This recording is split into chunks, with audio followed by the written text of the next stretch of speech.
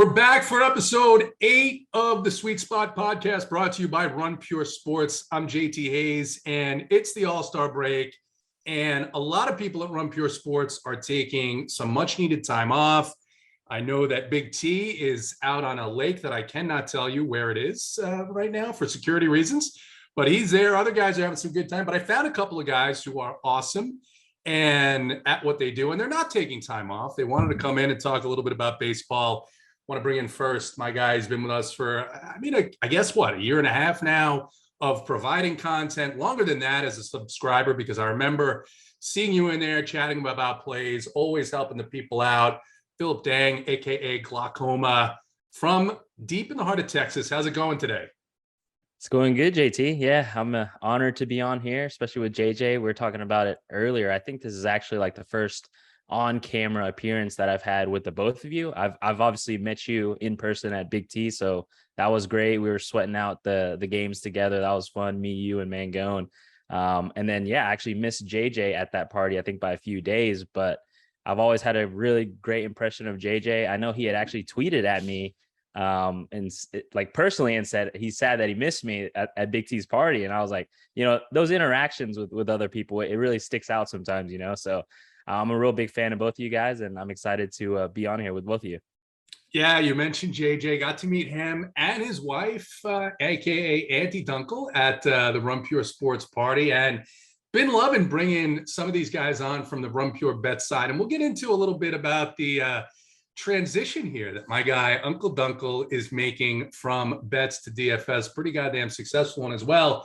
But JJ, Uncle Dunkel, how are you doing? Thank you for coming on and spending a few minutes with us and the people that are listening to this. Sure. Yeah, super excited. Glock, it's a pleasure. I'll stop it there.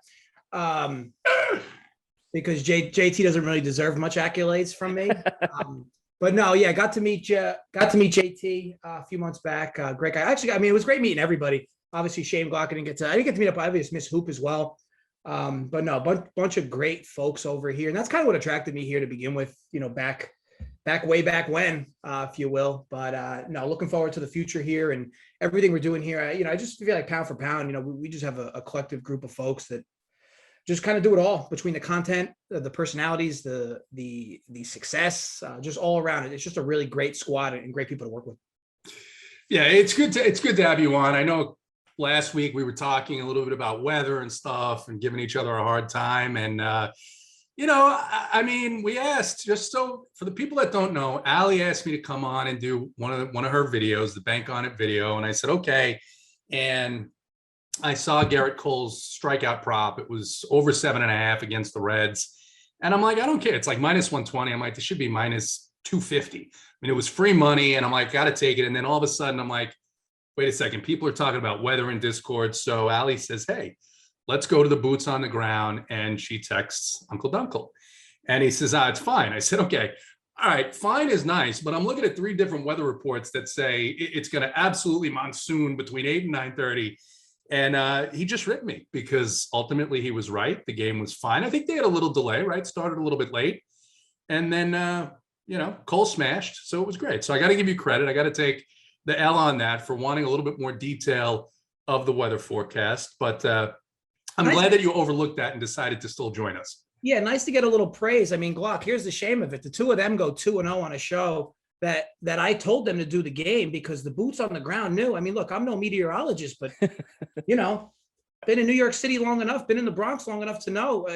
It's either going to rain or it's not. And what I told Allie was, look, either game's going to get delayed or it's not going to rain at all. Scattered, isolated thunderstorms in this area. It'll rain a bit. And then, she gave me shit and then JT gave me shit. And then what happened? Game plays out, no issues. They both go 2-0.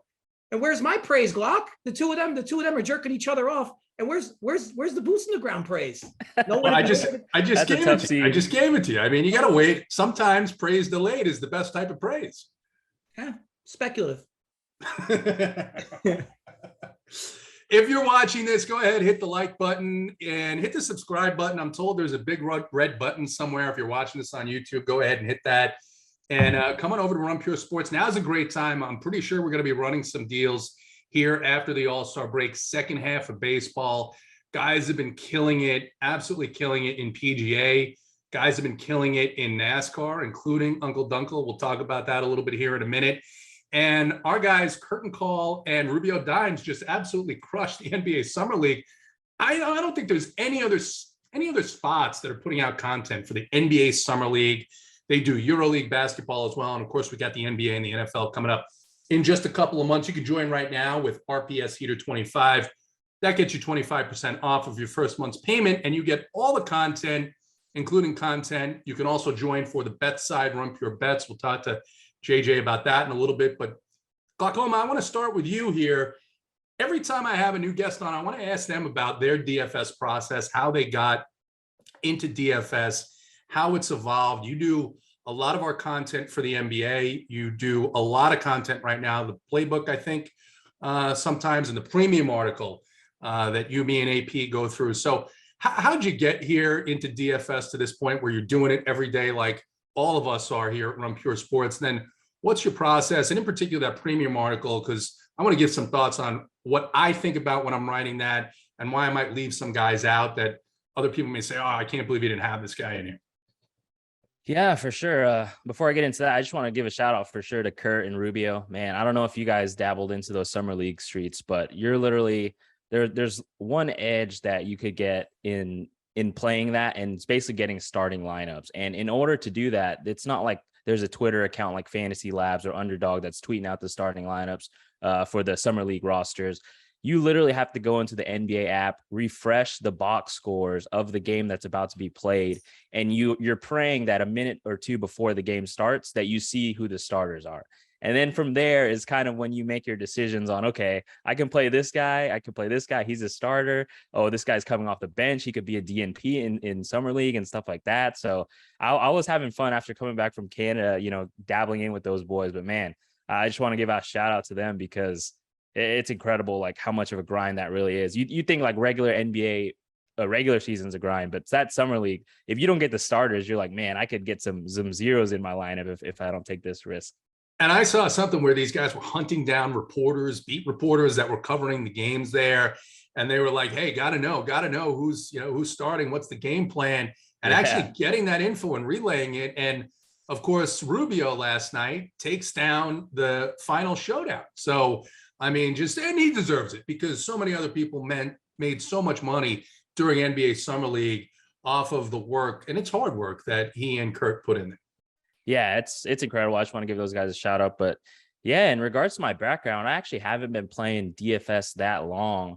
I actually started taking it seriously when I joined Run Pure, which was like, I would say maybe 2.5 years ago. It was when the COVID pandemic started where, I started working from home for my real job.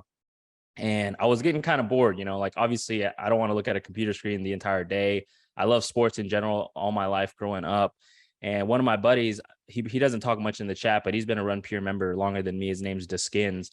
He's had a few big hits here and there. He actually introduced me to Run Pure. And from that moment on, I joined. I think he had a sweat in like the big dollar GPP for NBA when they were in the bubble. And he sent me the link and I followed along with him. And I was like, man, this is a lot of fun. Like, I love NBA a lot and I love gambling. So why not get into this? So from that moment on, I joined Run Pure and, I was just playing barely any a night, like $20, maybe throwing a bullet in there. I didn't really understand any of the concepts that I do now to make you successful as a DFS player. Right. So I was kind of starting from the ground up and I can literally say like, just being able to talk to everyone on the team and pick their brains. Like if you look back at my messages, like 2 years back, whatever, like they were probably the newbiest questions. Like I would ask the stupid questions that I think now that are like the 2v2s, the 1v1s, like, do you think this guy's a good play? Blah, blah, blah. But I mean, you have to start from somewhere. Right. And from that foundation, I kind of built it up to where, I started understanding my own process, understanding optimizer rules, like with those BigT videos and stuff like that. And just through like the knowledge of Run Pure Sports and obviously other websites that I won't name, mainly Run Pure, I just got to where I am today. Obviously, I think NBA is like my strongest sport and what I have the most passion for. But it's funny because, we're on an MLB show and, I won't say I love MLB, like I'm a true diehard MLB fan, but it's funny because it's the only sport I've qualified for a live final in. And, I did that last year. That's how I got to meet Big T, Hoop, and then DC as well, because it was in Denver.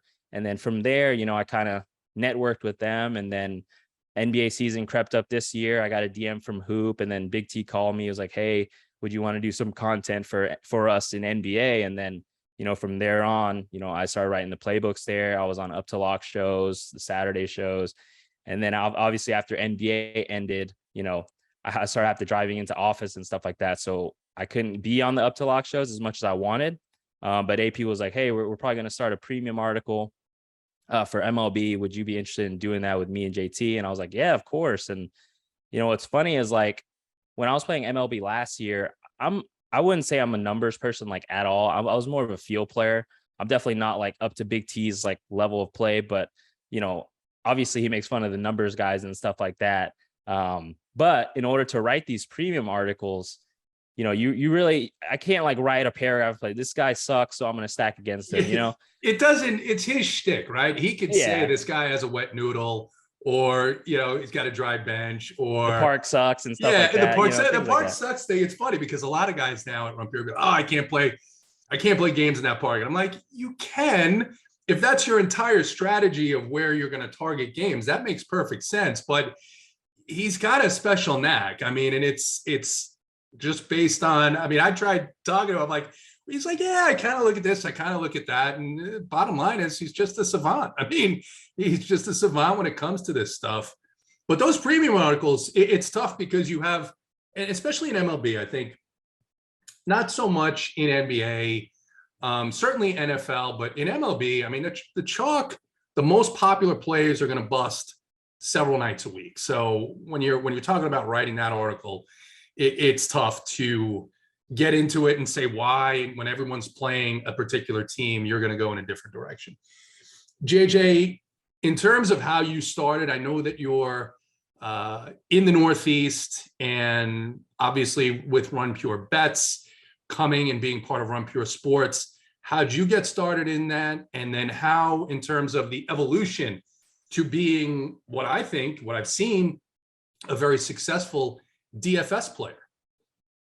Yeah, so believe it or not, JT, probably 2013, 2014, maybe even a little before, maybe a little biased, but I considered myself the best college football DFS player back then, by a pretty decent stretch. So back then, I don't know if you were, obviously you guys were a little later to the DFS party, but back then the DFS lobbies looked a little different than they do today.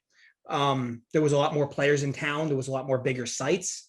So I got introduced to it during baseball season, DFS. I was about 22, 23 years old. And then college football, which was my favorite sport to bet, they started posting DFS, and I kind of got used to it, or kind of learned it a bit and got around to it. And I started posting a lot of head-to-heads all the way up to $5,000. And Peter Jennings, CSURab, as some folks know him, was eating all my action and was losing to all my action. So it was, I'd probably say it was like week 5 or week 6. He stopped taking the action in the lobbies. And then I did not take his. So it wasn't because I didn't think I'd beat him. It was more or less, I didn't want my weeks getting decided on me beating him or not, because that's what it became. So yeah, that's not fun going up against a player of that caliber all the time. Yeah. So we just kind of agreed to just not touch each other the rest of the season. And then the next season was a good one as well. But that was how I got introduced to CSU, because he emailed me after the season was over. And we started to get in touch a little bit there. But then after that, so I used to play a ton in the lobbies. NFL, I played a ton of DFS. This was before betting was legalized. And then betting got legalized, or was about to, especially in Jersey. And that was when I started the YouTube channel. So those that don't know, my dad's a pro sports bettor. He had his own sports channel on YouTube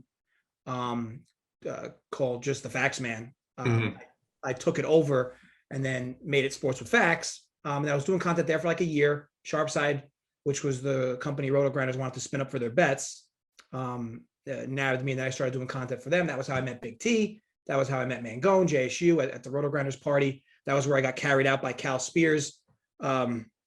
Because I was like a zombie. Were you overserved? Overserved is one way to put it. Right. Yeah, that's one way to put it. Nothing more embarrassing than the CEO of the company having to wheel your ass out of a bar so you don't go to jail. But yeah, so much respect to Cal Spears.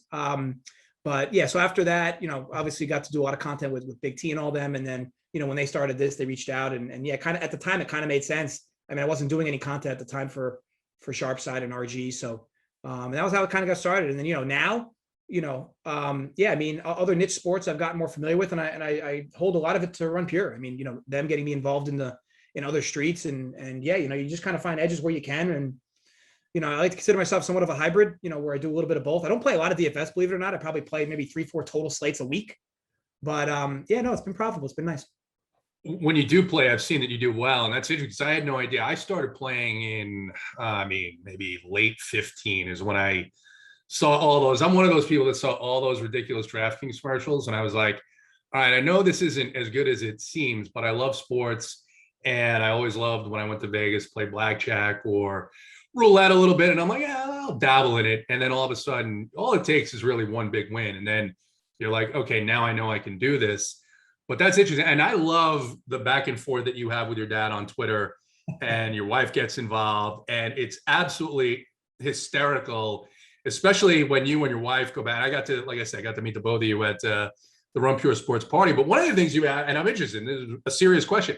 How is the diet going? Because when you took down that 100K NASCAR, I mean, Auntie Dunkel was giving you a little bit of a hard time saying, hey, listen, don't get too enthralled with the money. We've still got some numbers to reach here. Have you stayed on course or have you drifted a little bit? Yeah. So as of my official weigh-ins, if you will, on a weekly basis are on Wednesday mornings. That was when I started it. But as of last Wednesday morning, I was 208.5. So you're talking what, 7.5 pounds in 5 weeks. So yeah, on schedule. I'm a little behind where I'd like to be, but I kind of, my metabolism is not what it once was. But as you know, JT, a guy that lifts iron, you kind of want to do it the clean way. Otherwise you'll be sacrificing some of your lifts. Right. So for me, just kind of do 1 to 2 pounds a week. But yeah, I'm on pace. But yeah, it's going to be a photo finish. I'll tell you that. It's not going to be not going to be there early. I can promise you. What's the goal?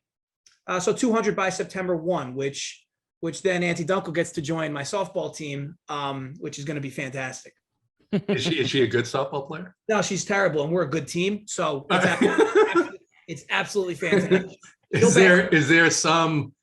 there some rule where she'd have to bat, or a number of innings where she'd have to be in the field? You need a female to bat every 3 males. So she's going to bat right behind me at cleanup. Oh yeah, there we go. And she's going to be the reason why we lose a few games. It's going to be fantastic. That's fantastic. I was thinking about it. I started this kind of out of the blue, but first of all, you look great because you look a little bit thinner than you did. Thank you. At the Run Pure Sports Party. But I'm a guy who, like you said, I lift, I work out, and then in the summer I don't really lift because I'm playing baseball all the time. And a month ago, actually exactly like 5 weeks ago, I said, I just want to cut a little bit of weight. And I'm a guy where I don't drink coffee, but when I wake up in the morning, I have a 20-ounce bottle of Coke. And I would have another one with lunch. And then some days I would have a third one.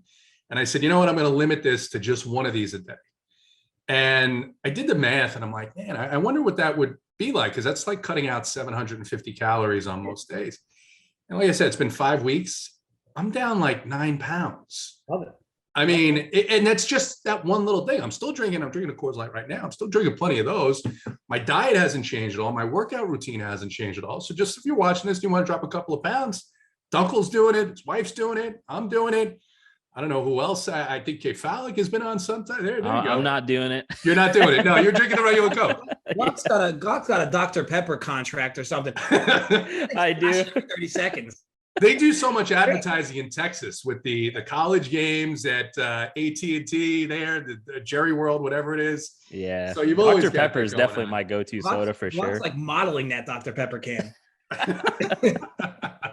No, I love Dr. Pepper for sure. But yeah, if I wanted to lose some pounds for sure, like JT said, I definitely need to cut out my Dr. Peppers because that's my weakness for sure down here.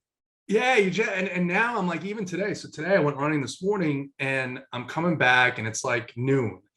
And I'm like, oh, maybe I'll stop and I'll get one with lunch. And then I had a deadline and I was like, you know what? If I want one, I'm going to make myself go out later on. And I didn't. So this is now, I think this is the first time since I'm an infant. I didn't have a Coke in 3 days. So it's Saturday, Sunday, and Monday. And my wife, of course, is like, well, maybe if you don't drink as many beers a couple of nights a week. I said, well, hold on a second. You don't want me to lose too much weight here. I mean, you don't want to melt away to nothing. We can't be doing that. I mean, that's sort of not good, but that's amazing. We're going to talk a little bit of baseball and start off with news. Like I said, All-Star game going on here. That game this may be out tomorrow before the All-Star game, but I'm sure most people are going to read this on Wednesday or listen to this, on Wednesday when they're walking around like zombies because there's absolutely no sports. I think you got to be a special person to want to tune into the ESPYs if they still have them there. I certainly won't be doing that, but got a couple of interesting things happen this past week. The Washington Nationals, I don't know what they're doing exactly. They're obviously going to sell off a couple of pieces at the trade deadline. And they've been trying to lock up Juan Soto for a couple of years. Of course, he's represented by Scott Boras, one of the toughest negotiators of any agent in any sport. And news came out that this cat, Juan Soto, turned down a 15-year, $440 million deal. JJ, do you think he's going to get any kind of money similar to that? Or you think he can get similar? I mean, Soto is not a guy, as entertaining as he is when he plays baseball. He doesn't speak English. He's not a guy that's going to get a lot of big endorsements in the United States because that makes him a little bit less marketable in terms of being able to connect with certain audiences here in the U.S. What's the game plan here? Obviously, he wants out of Washington. What do you think is going to happen with Soto? Because now the Nationals say, yeah, we got to think about trading him because we just can't lose an asset worth that much and get nothing in return. So I kind of had like a semi troll post on this a few days ago. Basically that like I saw it. Guy with an OPS of less than 900 is getting declining $40 million. But in reality, to me, it's one of two options for him. He's either going to want that type of same deal for a better team because he's not going to win anything here ever. Well, they did already win, but that's not. I mean, even if they were to win, they're years away from a championship. In Washington. Or he's going to want a shorter deal for more money so that he can go so that in 6-7 years when he's barely 30, because the dude's super young, he could do this again if he still is healthy and if he still can hit. So I think to me, it's one of those two options. He's either going to want a big market team that's going to guarantee him a lot of money in this similar type of deal, a team that he knows is going to be good for the next decade, or he's going to go for a 5 to 7 year type deal where he gets a lot of money and then he can do this again, maybe right before the age of 30, just to try to lock up as much money as he can. The crazy part for me with these MLB deals, and Glock, JT, I'm interested in your thoughts, like these never work out for the team, like ever. Like in this sport, these deals have never worked out for the team. You could argue the A-Rod deal kind of worked out for the Yankees because I think they got 2 rings. He had an MVP, but even that came with like shit on it. And A-Rod had some of the most gaudy numbers of any player to get that type of contract. I just think the sport is it's becoming like the NBA where it's a little inflated with these numbers. But it looks like from a batter's perspective, the sport is kind of deflating in that regard. But, Soto definitely deserves top 5 player money. And Trout kind of blew the doors open there. But yeah, I think it's one of those two things, to be honest. And Trout, it's not so much Trout's contract with the Angels, right? It's Anthony Rendon's contract. It's the Pujols contract. It's some of these pitching contracts that they've had that you mentioned just have absolutely failed terribly.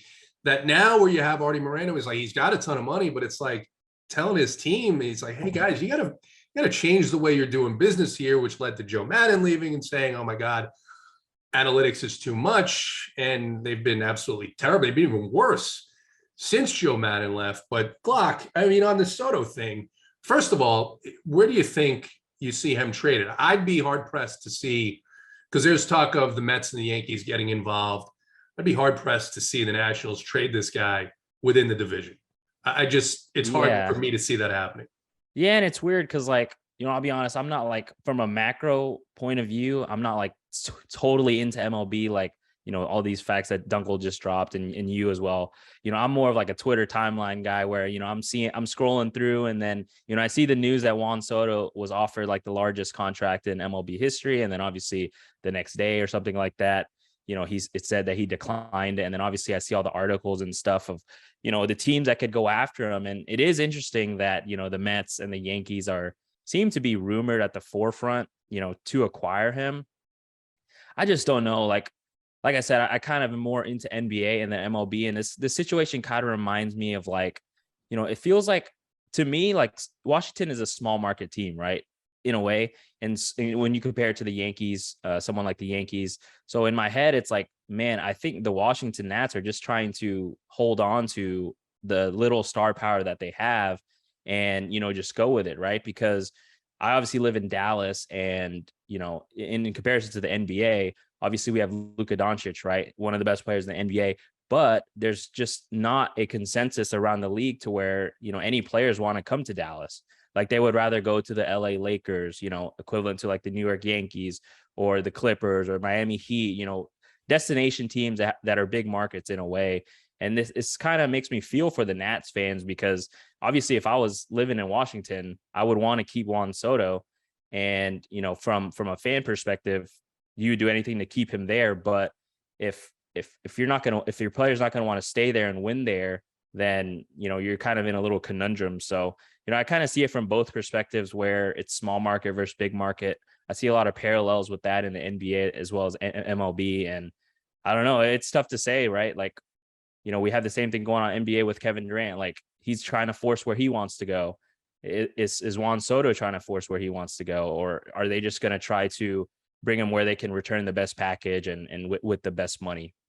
I think it's tough for Soto because, first of all, for the Nationals, once you trade Soto, you're now in full teardown mode. And that's what they were trying to avoid. They were trying to keep Soto. They were trying to keep some, like you said, semblance of star power.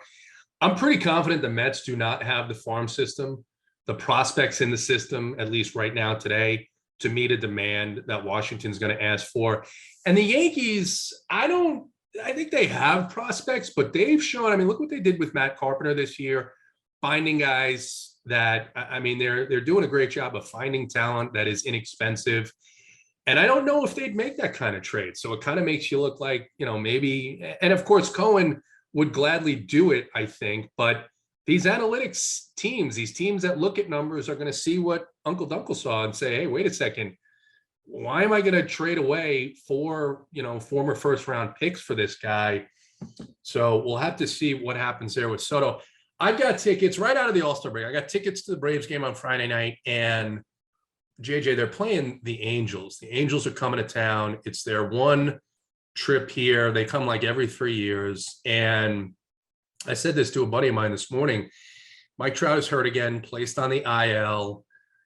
And I don't know if I want to spend my Friday night watching the Angels and the Braves at the Braves Stadium, dealing with traffic, paying for $10 beers, when I know they're going to pitch around Shohei Ohtani and Charlie Morton's probably just going to mow this Double-A lineup down.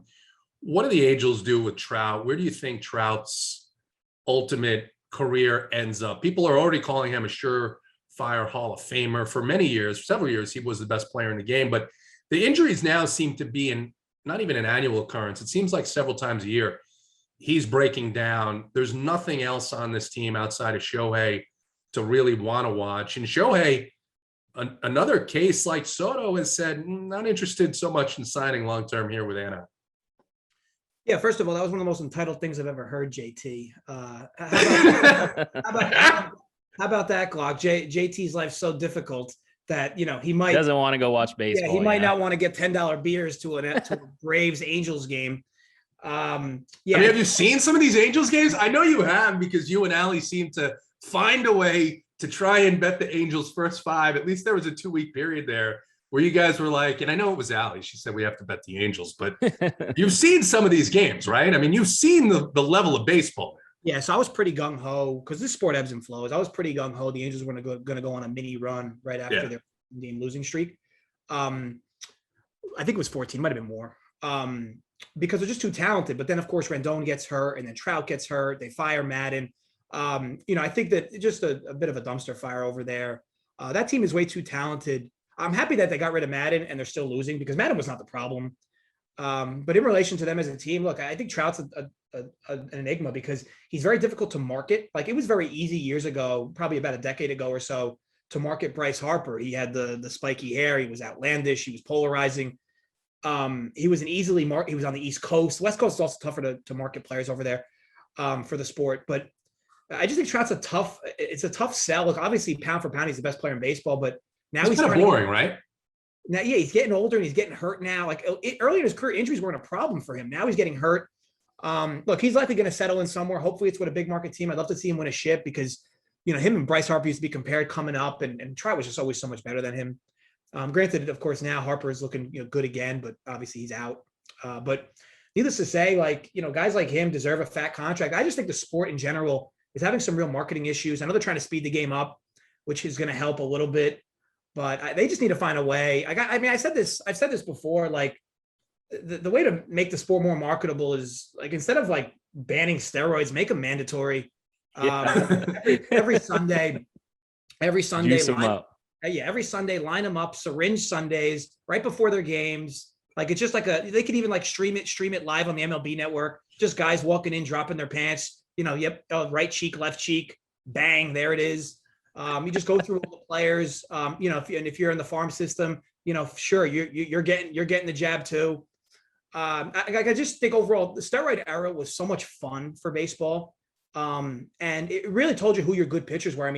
During the steroid era, Pedro Martinez's ERA was 2.5, which is unbelievable. But that was when the sport was fun. You were seeing guys hit 500-foot homers. Manny Ramirez hit one on the freeway over Fenway. And I know that the old school hardos hate that with the sport, but they're getting older now, and now it's our generation coming in. And look, get these guys juicing. And let's see balls fly out of the yard more, because that's what people want to see. People don't want to see this nonsense with Joey Gallo hitting 100. I don't even know how that dude's in the league. But needless to say, the sport needs a little more oomph. And if they're not going to change the rules to get that, they're going to really struggle.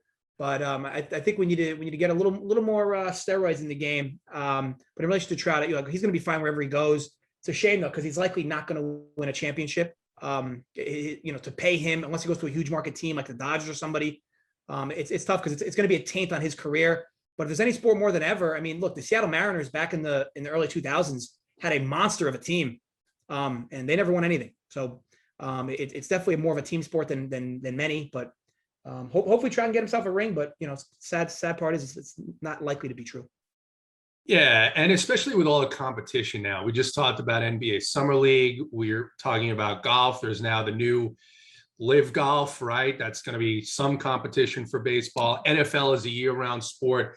The NBA is a year-round sport with the drama and the free agency.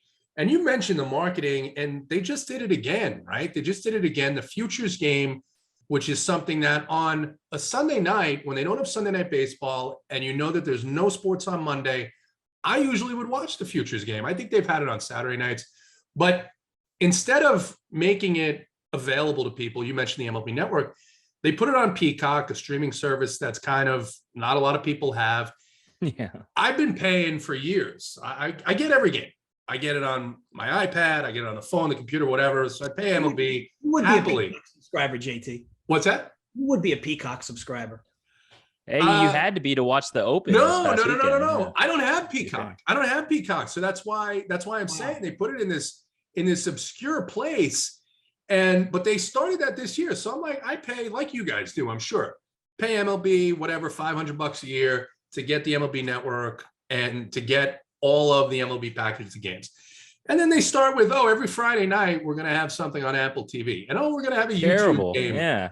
And it's like, well, wait a second. What am I paying you for? What am I paying you all this money for when you're going to turn around and say, no, you can't get everything? So the marketing there has it's been bad for a while, but I think people are starting to notice it a little bit more now than they have. Just to add on to that, JT, yeah, I agree with you. So last year at MLB TV, and they didn't have any Apple TV partnership. So that was kind of nice, right? And then this year, obviously you sign up for this next year of MLB TV.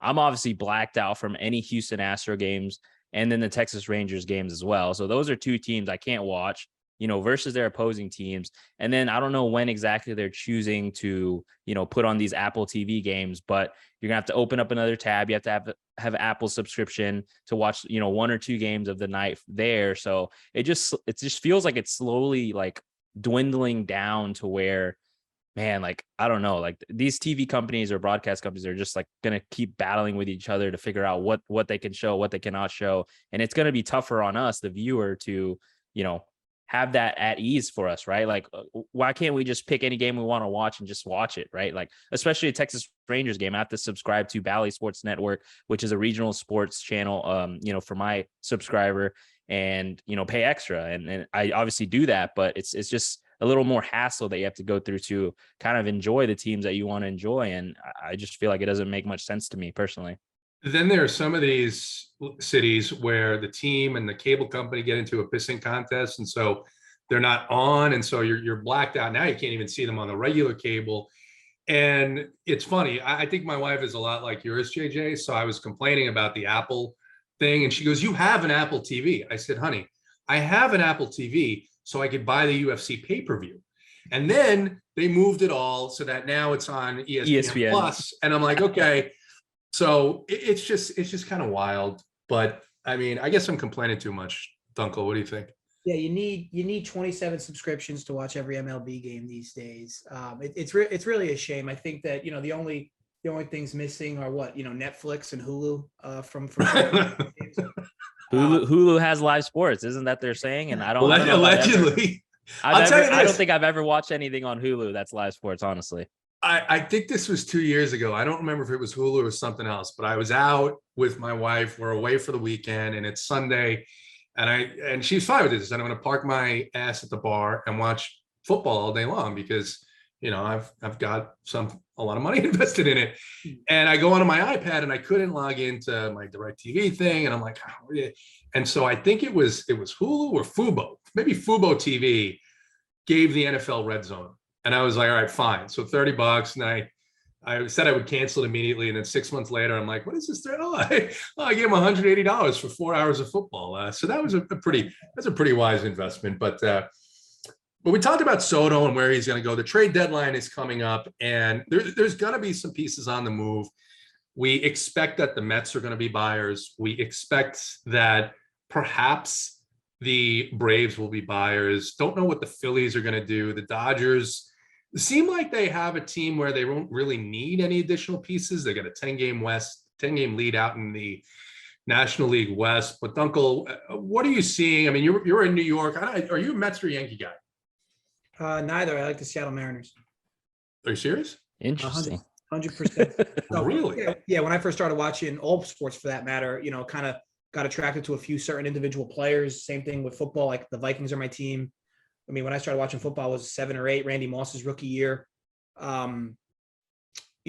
kind of fell in love with Randy Moss, and wherever he was going to go, he went to Marshall, and then with the Vikings with Culpepper, loved that. And then with baseball, I was a big A-Rod and Griffey guy. And that was when he was with Seattle. That's why to me, A-Rod can do no wrong. Like, I know if the dude gets a bad rap, but to me, the guy can literally do no wrong. I just thought he was an absolute perfect baseball player, him and Bonds. But needless to say, so that was how I started liking Seattle. And just kind of stuck with them. Now, granted, I wouldn't consider myself a fanatic. But I don't lose sleep if they win or lose. Same with the Vikings. But I think it's tough, right? When you gamble like we do, it's kind of tough to kind of fall in love with a team, right? It's dangerous. It's dangerous to fall in love with a teteam. Yeah, and again, I grew up with my dad as a sports bettor, so like it's just kind of tough to fall in love with a certain team. But needless to say, at the trade deadline, look, Fat Cock Frankie, Frankie Montez, love him. I've loved him for a while. Dude's hung like a horse.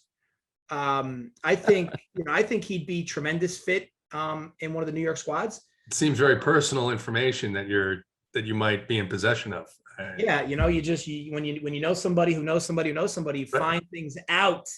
But yeah, big dude in more than one way. And I think he's kind of died in Oakland. And for no reason. I'm obviously he's got some loyalty there, but I'm hoping he gets traded somewhere because I've always liked him. I feel like he's not a household name because he's been playing out there with nobodies for years. Maybe he can get some East Coast exposure. Luis Castillo's another guy. Like I've always liked him. I just feel like he's always been a better pitcher at home, and on the road, he's just a bit of a nut. And in the playoffs, I don't foresee him, lighting it up, if you will. It also gets very cold during the playoffs, or tends to, and his frigid weather numbers aren't good either. Right. But needless to say, I think them. And then as far as like if I'm going to talk a bat, look, a guy like Trey Mancini, I've always liked him, a little cancer survivor as well. Would be nice to see him in a different squad, but the Orioles have been good. Like, I can't imagine the Orioles are going to start dealing folks. But I think there's a lot of decent folks that can swing around this time. But again, the Orioles have some bats they can move, but are they going to be opting to trade him? I've talked on the pitching options. Glock, I'm going to let you talk on maybe a bat or two that you might want to see moved. But that's kind of where my head's at. Yeah, growing up, it's funny. Similar reason when people say, "Oh, are you?" I grew up in Brooklyn, and people say, "Oh, are you a Mets or Yankees guy?" And I said, "Well, I'm a Mets fan." They said, "Oh, that must be because like if you're in Brooklyn, you're this." I said, "No, not really. I grew up, and I got introduced to the game by my mother's father, and I hated it at first because we'd go over to their house every Saturday, and he'd say, "Here, we're going to watch baseball," and I'm like, "I don't want to watch that. I want to watch like cartoons or whatever." I was 5 years old. And I remember that because every Saturday it seemed to me like it was the Reds played the Dodgers, and they were on NBC, and it was Joe Garagiola and Vince Scully. And then at some point it just clicks, and I'm like, "Hey, Grandpa, are we going to put on the baseball game?" And he was like, "What? Oh, yes, absolutely, it's on." And that's what I remember. The reason why I followed the Mets when I was younger is because the Yankees were a mess. Steinbrenner was a couple of years away from getting suspended and out of the game for a little bit, and the Mets won the World Series, and I was like, I'm going to root for this team. Glock, in terms of trade deadline, you have anything that you think might happen? Any guys that you think might be on the move? And then you mentioned the Astros and the Rangers and being in Texas. Those are your teams, or you've got a team from somewhere else based on some player loyalty? No, yeah, I mean, definitely no loyalty here. Like, I kind of rank like my fandom, like the Mavs are at the very top for sure. And then in regards to like NFL and MLB, like with the Cowboys and the Rangers, it doesn't really bother me if they win or lose, whatever they're doing. I do think the Seager and the Semien acquisitions this summer were very interesting and random from, kind of like my MLB perspective. I'm kind of curious on y'all's take because I personally think those two guys are great, right? Seager's a great hitter. The Semien's great. He had a great year in Toronto the year before. And so I was kind of confused. I mean, obviously they got a ton of money, but why would they come to a team like the Rangers who aren't necessarily going to compete for something right away? Was it really just a money grab? From my perspective, in terms of what the Rangers did, they also brought in John Gray, and they thought you get him out of Colorado, he could be a front end starter. And for the most part this season, he hasn't fared as well against the better teams. He's dominated. And there's a lot of them, the low-hanging fruit teams here. In terms of why the players would go, I think they were getting higher value there than they were getting elsewhere. Texas also has that benefit of no state tax. It's in the middle of the country. So if you wanted to live somewhere else, it's kind of easy to get to. Dunkel, what are your thoughts there? I think Texas intended to contend with those acquisitions. I think the rest of the team, to your point about Mike Trout and this being really more of a team game than other sports, perhaps, I think it's just tough with a handful of superstars. You need kind of like what the Mets have. They brought in a couple of names. No one on that team outside of Alonso and the pitchers are really big superstars, but everyone else is better than league average. Yeah, I think Seattle did something similar, where they convinced a few different players that we're gonna try to win now with this team. Texas made a few different acquisitions. I figured they would be at least on the playoff bump, to be honest. They got Garver as well. Yeah, with all the changes they made. I mean, when they're healthy, that's a pretty potent lineup, to be honest. Yeah. And they went out and got a few pitchers, and their bullpen has been a pleasant surprise to say the least. Matt Moore at age 75 is somehow getting guys out. And JT, I found it interesting because I thought when you said you like the Mets, I figured you were going to be watching like Richie Ashburn. I mean, you don't look a day over 75. So I figured you were catching the sport when Ashburn was in his prime.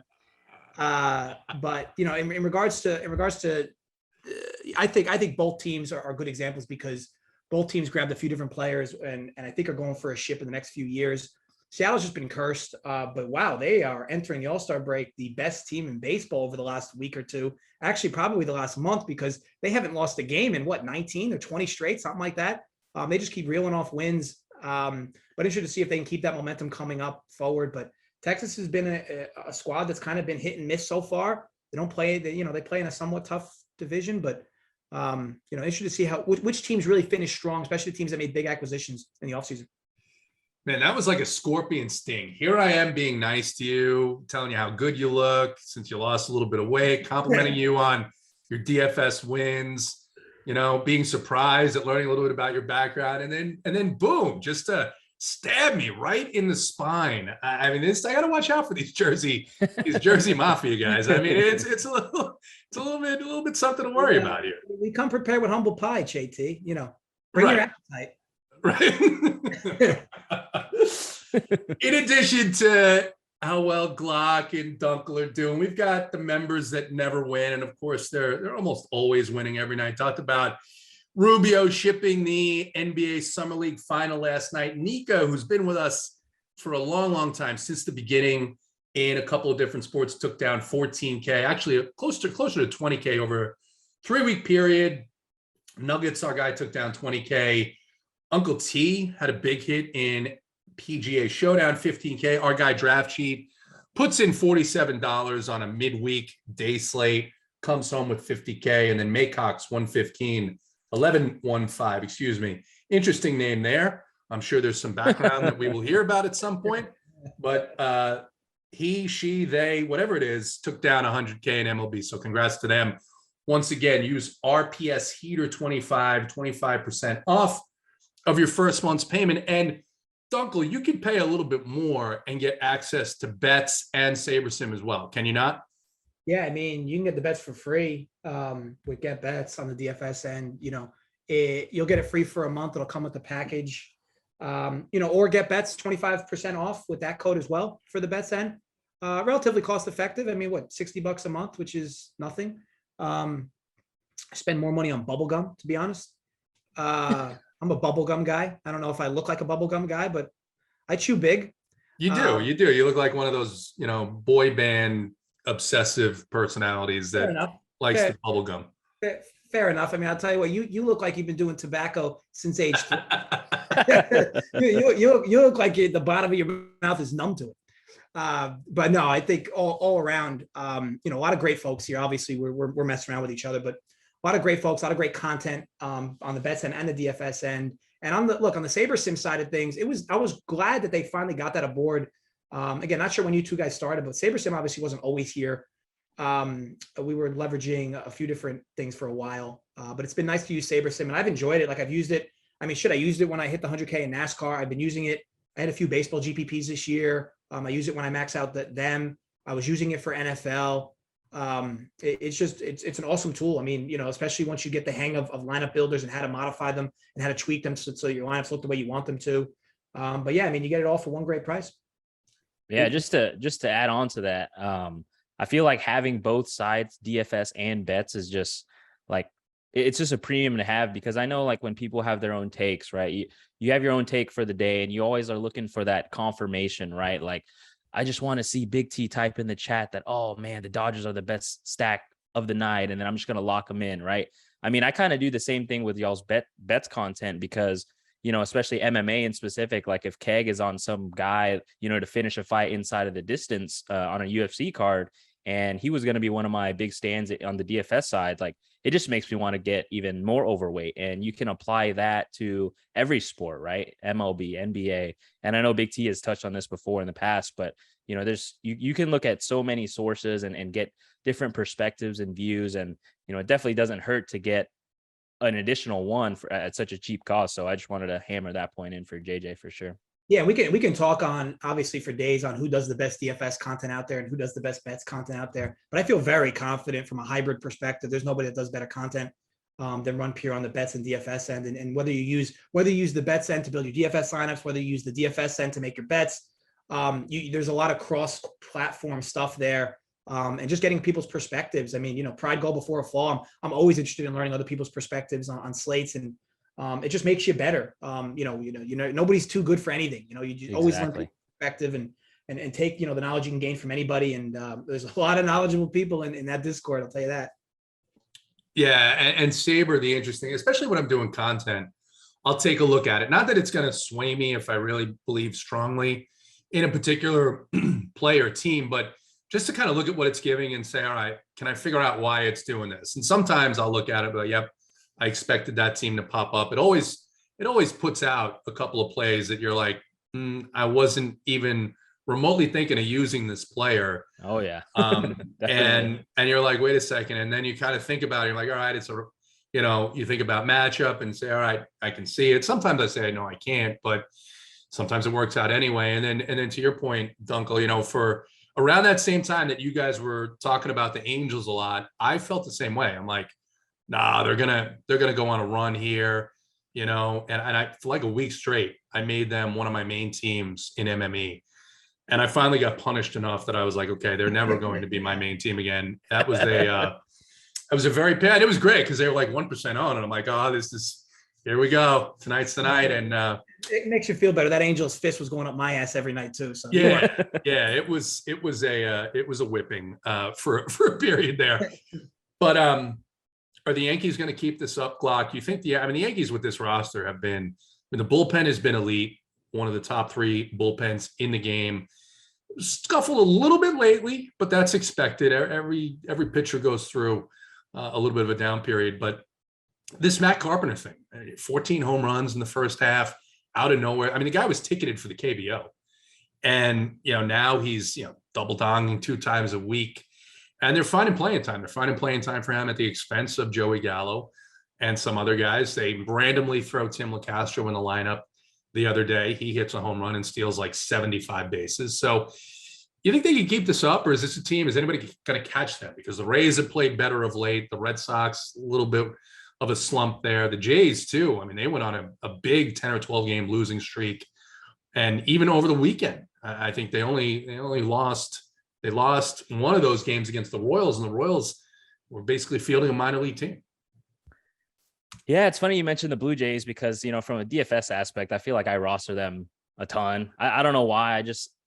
Ever since last year, I just love the Jays. Obviously, Vlad was hitting it a lot better last year than he is this year. But, they just have a pretty obvious lineup to stack up DFS-wise. Springer, Bichette, Vlad, all those guys are just really DFS friendly, and, their upsides are as high as they could get. But, yeah, in regards to the Yankees, I mentioned from a macro perspective, I generally don't tend to even look at the standings. I'm looking at DFS from a daily lens, right? And it's okay, these are the pitchers that are on today's slate. These are the teams that are against these said pitchers, and where are the best matchups, what are the best hitting conditions and stuff like that. But yeah, just looking at the standings, the Astros are just 4.5 games behind them, and then the next closest team are the Rays at 13. So in regards to catching, I'm not sure. I feel like are they the betting favorites to win it all, or is it like the Dodgers or the Mets, or do you guys know? I don't have it up. Personally. Some new numbers were released today, JJ. You probably might know them a little better than I do. So the way I remember it last week, it was almost like a coin flip between the two of them. But even the Yanks, well, let me be more clear, coin flip between them and the Dodgers as far as gotcha. It wasn't like a 1-to-1. But the Yanks were plus 200 to come out of the AL. A short while ago. And I believe it's still the same. Might be a little worse now with their little streak they went on. But man, it is tough to imagine a team beating this team 4-7 in the AL. The Astros are kind of their kryptonite. So maybe. And Verlander just always seems to shut this team down. What he's doing at age 39 is just absolutely incredible. Crazy, yeah. But the Yanks, obviously, they still have some holes to fill. Joey Gallo is obviously likely not going to be with them much longer. IKF, as the cool kids call him. Connor Falefa. Yeah, he was on the Rangers. Him and Gallo, they were like darlings. He wouldn't hit a ball out of the Little League World Series ballpark. I don't know. The guy has absolutely no pop. They love him. They love him. They love his defense, and I guess he's a shortstop now. He pokes. I want to be clear. He pokes he finds holes and he gets doubles and he has base hit, decent average in the middle, back middle of that lineup. I just steal a base. I find it so funny that a major leaguer literally cannot hit a ball out of a ballpark. He could steal a base for you. I don't know. I tend to think, I guess Carpenter's the replacement for Gallo, right? So Carpenter's the guy that's gonna. The thing is, JT, how long can that flash in the pan last? I know it's been great. But this dude was struggling. Granted, obviously he found some magic and you see this, but there's a reason this dude wasn't heavily on rosters and heavily gone after. Granted, he made sense for the Yanks. They had a little injury bug. They wanted a lefty with the short porch for a bit. and Carpenter's always been a decent masher from that side, and with the small porch out there. But like, it's just, how long can you expect his OPS to be over 1? Like, the sample's going to grow and grow and grow. And granted, he's been phenomenal, but I live in the real world. At some point, regression is going to come, and what are they going to do then? Because at some point he's going to get lost at the plate. It's just inevitable. And then what do you do? He's been really carrying this team because it's getting a little more exaggerated recently. But Judge has been slumping. Now we're going on like 2+ weeks now. Now he might find it after the All-Star break, but Carpenter's really kind of found some success, which is hidden some of these other Yankee issues. Clay Holmes has been tremendous. Dude came out of nowhere. Right. As well. I mean, as long as he's not pitching against the Reds, he's fine. But that team is just so good in so many aspects. And if they can stay healthy enough, I find it hard to believe any team in the AL is going to beat them. Dodgers are a team that of course can give them a run for their money. But Yankees don't come out of the AL. That's such a crime with the how they played thus far. So funny story over the weekend. I think it was when the Yankees were playing Boston Red Sox, and shout out to our boy Gary. He was like, no way am I paying 5.9 for Matt Carpenter or however much he was in DFS. Like, that's like outrageously priced. I think he was 5.2 on the slate that you're talking about. Yeah. Something ridiculous. Like, he was priced. And then they were like, just lock in low Devers. We don't have to worry about Matt Carpenter. Just fade him. He's going to have ownership. And what do you know? He double dogs on that day, which is like absolutely insane. So that's just a funny story about Matt Carpenter. Yeah, he got 40 points, I think, for that that 5.2K or something like that.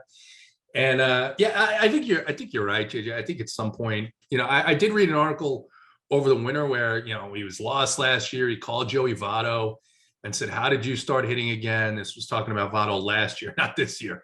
Yeah, Votto shouldn't be taking that call this year. Right. No one's asking him for hitting advice right now. But, that's insane to me as well. Yeah. And so he went to this facility and they measured his swing, did all this bio data and stuff like that. And look, I mean, you got to say, I mean, it's worked till this point. I tend to agree with you, though. I think pitchers will adjust, and especially if Judge continues to slump and Stanton continues to be this, home run or strikeout guy, and there's really nothing behind these guys in the lineup to be afraid of, that he's not going to get many more pitches to hit, right? You're going to be as crazy as it sounds. You'll pitch around Matt Carpenter until he starts to push and he starts to press, and then he'll start to strike out. So, but that'll be something to watch, because I thought the Yankees came out of nowhere this year. I did not expect this. The pitching too, we see a little bit of regression there with Severino. Tyon has been up and down. Cole finally had a great game against the Red Sox for the first time in like 3 years. In terms of JT, do you guys think the Yankees have the best pitching staff? Because I've seen some tweets about it. Like just the starters, like Nestor, Cole, Severino. Do you think there's what do you think they rank in your pitching, the starters, the aces per se? I think generally they've pitched over their potential. JJ, what about you? Yeah, I mean, I've never really been a Tyon guy. I've never really been a Montgomery guy. Montgomery, I can't. I think he's terrible. Well, he's a fifth starter. He's a fifth starter. Yeah, and I mean, Cole's legit, and Severino obviously has sparks of brilliance. And like the Cortez thing is another one. Like, he's very unorthodox. At some point, does that kind of get figured out? But he's been great for them. I think a blessing, a big refreshing surprise there. It's tough to, once you get to the playoffs, you really want your three big guys, potentially a fourth, of course. I think like on the NL, like a healthy Brewers team is scary if they sneak in, because that team has just a lot of mashers when they're healthy. And look, I mean, Woodruff and Burns, that is a pretty lethal 1-2 punch. And I don't know if the Marlins, like, I don't know if, obviously Sandy Alcantara is not going to be traded, very likely, and Pablo Lopez, same thing. The Marlins have some trade pieces that could really bolster a team's playoff hopes this year. I mean, Alcantara, how good has he been this year? My God. But at the Dodgers end too, like, I'm not in love with their rotation. I mean, Kershaw's been like a bit rough. I mean, Tyler Anderson can blow me. Like, I mean, I don't mean anybody else on that squad. Like, as far as their rotation goes, I just think like it is an arms race. No pun intended. Like, once the playoffs come, and the Astros are another team. Like the Astros, like McCullers has been out. McCullers is legit. And the problem with the Rays is like once you get past McClanahan, like I'm not in love with Kluber. I would think like once you get to playoffs and you know extra mileage on his arm, I can't imagine he's going to be lethal in the playoffs. I think pound for pound the Yankees are in the conversation, Glock, for best staff, but it's tough because it's really who has the healthiest staff in the playoffs. I mean, that's the truth. Yeah, that makes sense. Yep. But right now, they're definitely in the conversation for sure. When we talk about staffs, though, and you didn't mention them, and for good reason to this point in the season, we got to talk about the New York Mets. And I was just about to bring them up. Yeah, we've got to talk about a couple of things. One, Scherzer has come back now, has looked absolutely phenomenal in a matchup that he and most pitchers will dominate, which is the Cincinnati Reds. But it was in Cincinnati, and then in a matchup on the road at Atlanta, who historically have hit him pretty well, and they did absolutely not touch him on Friday night. I think it was when he started, or Monday. It was last Monday when he started, because I was at that game. And then the DeGrom thing. And the DeGrom thing, I tend to think that there's more here. The Mets have always been obscure with player injuries. They've always been, and that's their right, whatever they want to do. They don't have to tell us anything more than the league mandates. Then after them, you've got Taijuan Walker, who has pitched, I think, several levels in terms of percentage points above where he actually, his talent lies. He has made a pitch mix change. But same thing with a guy like Cortez. The more tape you get on these guys, the better the offenses go against them. But JJ, in terms of the Mets, do you think Scherzer can stay healthy? Remember, this is a guy who dragged himself out of a playoff game last season when he was here in Atlanta. And then DeGrom, do you think DeGrom can actually stay healthy for more than 3 starts? Yeah. So here's my issue with the Mets. That seems like borderline cursed. I didn't really believe in these much. But like Boston was I truly believe was cursed for quite some time. And then Theo Epstein, who's like a cursed kryptonite for baseball. He fixed the Red Sox up. And then it was like, oh, well, the Cubs are the now cursed team. And then Theo Epstein goes over there and that team wins a World Series. So like the Mets, to get over this curse, are going to have to hire Theo Epstein. I say that half jokingly, but right. Seriously though, Buck Showalter, I've always liked him. I've always felt like he built teams up, and then once they got good, they were never good enough. So he ended up kind of riding himself out of town. He inherited arguably the best team he's inherited in his entire managerial career with this Mets squad, and then dealt with some injuries. You look at this lineup every day. This is a World Series lineup when healthy, and definitely up there with the 1-2 punch. If Scherzer and DeGrom are healthy, that's a team that'll poke the Dodgers for sure if them two are healthy. And them, it's all about health. I think that, like I said, there's a part of me, subconsciously, maybe a little superstitious that, they are a bit cursed, but I'll believe it when I see it for them winning, because it just seems like this part of the year, right after All-Star break, is when this team fizzles. And interestingly enough, it's when they're going to start getting healthier folks back. So it'll be a nice tune change. I just don't think Showalter is going to be enough to do it. They're going to have to get to the Dodgers. They're going to have to likely get through presumably a healthier Brewers squad in the playoffs. The Braves aren't going to be an easy out by any means. So I think the cards are stacked against them a bit because there's so much more talent in the NL. Like for instance, the AL is Yankees and Astros. I don't really consider any other team even viable to compete with those two. Meanwhile, the National League is kind of wide open. Dodgers obviously the top team, but there's a lot of parity or disparity, if you will. I don't think this is the Mets year in particular. But then again, these guys just can't stay healthy. I mean, if they can stay healthy, sure, but it just hasn't happened. Yeah, and the Mets, the one thing I was talking about before the season was they have an older roster. And we've seen Starling Marte go on the IL a couple of times with oblique issues. They've lost McNeil and Nemo for periods of time. Now, James McCann, the lead, main catcher, is out. Now, Cohen may do a number of wild things here. He may go out and get a Frankie Montas. He may go out and get a top end catcher that might be available. So that's something that absolutely could happen. But I think the age of the roster is something that concerns me. You mentioned it's pretty clear in the AL, Yankees, Astros. What do you think about this Twins team? Because they're still sitting in first place in the American League Central after going on a pretty significant swoon here. And you mentioned the Dodgers. Dodgers haven't been fantastic. They've been kind of treading water for about the last month. But in terms of the Twins, what do you make of this team? Are they going to make it out of the AL Central, which now the White Sox seem to be getting healthier. And Yeah, the White Sox aren't going to win anything because they have a manager who's 347 years old, and he has no idea how to properly do an intentional walk. he likes the intentional walk. Yeah, he likes the intentional walk with 2 strikes, which is even greater. Look, I'm a strategy. Yeah, I'm a Terry Francona guy, so I'm just going to lean on if that team's healthy enough, they'll find a way. I don't know if they're streaking negatively, but he just seems to always get the best out of his players. He did it with Boston for years. And the thing about that roster sucks for the Guardians. And they're like sub 500 somehow, always have a good bullpen. Francona always has a good bullpen with his squads. Yeah. It's hard to trust the White Sox because they're very top heavy. They're very right heavy. Their pitching is blah. A lot of their pitchers who they had, like Kopesh is regressing. Lance Lynn I don't know what the hell happened to him. And Giolito has kind of been like hit and miss. On the Twins end, look, to me, I don't really even care who comes out of the Central. Like whoever comes out of the Central is going to be one and done in the playoffs. I just don't. There's not enough starting pitching in that division.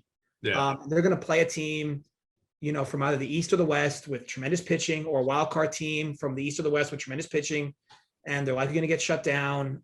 Those teams they need to play lefty heavy. The Twins and White Sox need to play lefty starters, like in terms of pitching, like because you get a guy that's hard on righties, and you'll just cripple those lineups. Buxton's tremendous, but that dude can't stay healthy. He's like glass, and it's a shame because pound for pound, he's one of the most talented guys in baseball. But no, I don't have much faith in them. Granted, I could have an egg on my face. That division could end up winning it all somehow, but man, it'd be hard to believe because they just that'd be crazy. That'd be an outlier outcome. Glock, who rosters the Twins more than Run Pure Sports? Oh man, I don't think anyone. And I'm not really sure why, to be honest. I mean, they do have the bang in their lineups with guys like Correa, Kirilloff, Polanco, Buxton, like JJ mentioned, but man, they're hurtful. They have names. Oh, DC, yeah. DC, no, and then DC loves them, yeah, but more so than that. I mean, other guys are on them. I'm not laying all of this at DC's feet, but they have names, and then the names tend to like to hit like once a week. So it just makes the other 6 days pretty painful if you're rostering the Twins. Uncle Duckle, you mentioned the Braves being a tough out, talked about the Mets a little bit. This NL East, I don't think it comes down to anyone else. I think the Marlins, whatever they've done with Avisail Garcia and Jorge Soler, I mean, they've been terrible this season so far.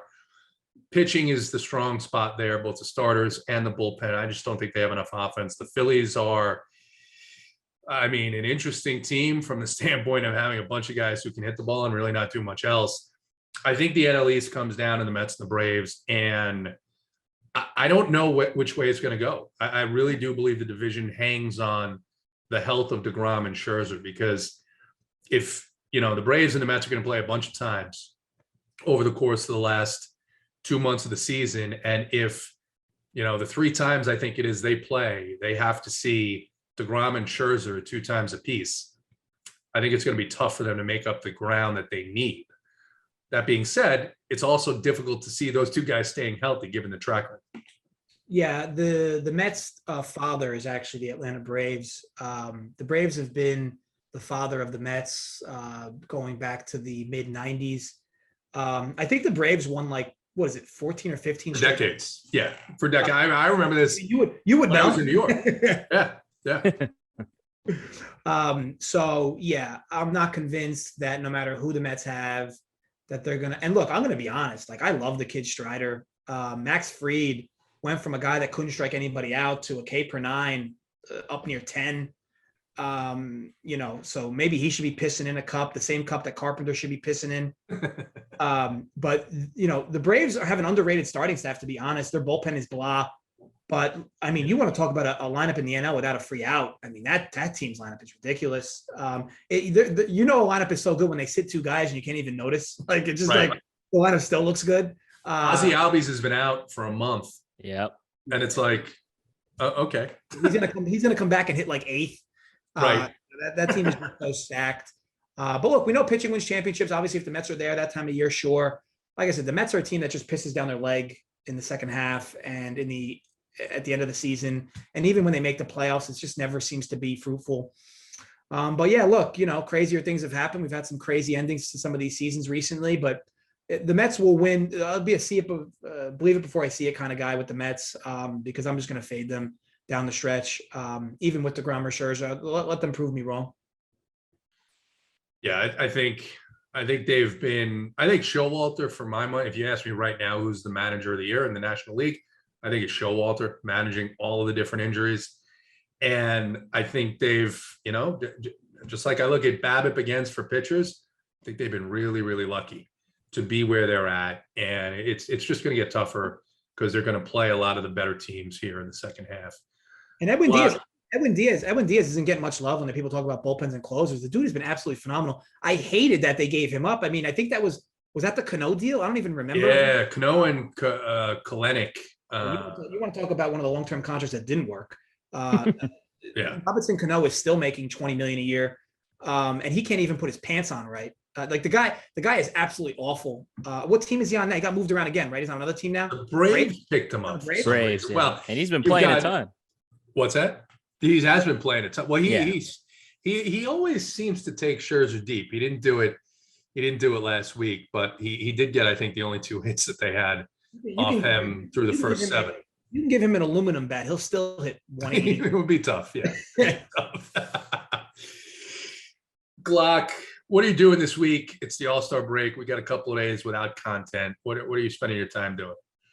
Yeah, so I was actually just in Montreal last week. So this week we'll just be chilling, doing nothing really. I feel like this break always creeps up on you. And I'm always like the year of, I'm always like, all right, I want to go on like a trip during the week of MLB All-Star break because, we're not going to do any content. And obviously this is like my first year doing it. So last year kind of crept up on me and obviously this year did as well. So yeah, I'm just going to relax, get reset a little bit and then be ready to write up my premium article on Friday once everything gets started back up. Yeah, I was pretty happy when I looked and I saw that Thursday is like 2 double headers and like a single game. And I'm like, all right, I got off until Friday. I'm not even going to worry about playing DFS on Thursday. I'll get back into the swing of things on Friday. Dunkel, what do you got planned? Yeah, so tennis is this week, but it's all clay. The clay swing in tennis absolutely stuck it up my ass this year, which is going to happen. It's like I said, a lot of people who bet sports, like you don't win every season in every niche. Like it just doesn't happen. I had my best clay run last year in tennis and I followed up my worst clay run this year in tennis. So yeah, there's clay, but I'm not as interested in it because I know I'm going to do well. But normally this was a week where I'll usually bet these little clay ATP 250s and 500s, but kind of going to lay low. I'll probably give a pick or two out for the folks that just obviously want something. But for the most part, it'll be a relatively relaxing week for me. Maybe I'll go to the lavender farms, as Big T says I'm always at. Maybe I'll read a book, something like the knee houses do. I mean, could you even imagine the knee houses reading a book like Uncle T? Maybe like Uncle T reading a book to Big T. Never. What is the lavender farm? What is the lavender farm? It's like a farm with all purple lavender stems, and years ago it must smell beautiful. There was it's really not my thing, but my wife loves it. So we went and there was a picture posted on Twitter, and ever since then it's been like Big T's background on the NFL Print Factory that show that we do. But look, I said real men go to lavender farms, so yeah. It doesn't really matter. Just like real men wear pink. So yeah, but no, it'll be a pretty relaxing week for me overall. Obviously it's not too relaxing because I got stuck on this show, but it'll most likely be relaxing. But no, this was fun. I enjoyed this. I don't know if obviously we'll have more like this, but this was fun. Appreciate it. We'll see. Glock, Uncle Dunkel, thanks for joining me. Appreciate it. Enjoy the break. Simon, get us out of here.